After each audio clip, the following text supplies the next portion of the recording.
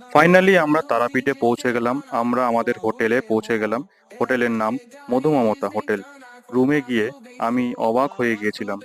রুমের ভেতরটা বেশ পরিষ্কার পরিচ্ছন্ন এবং সাজানো গোছানো ছিল।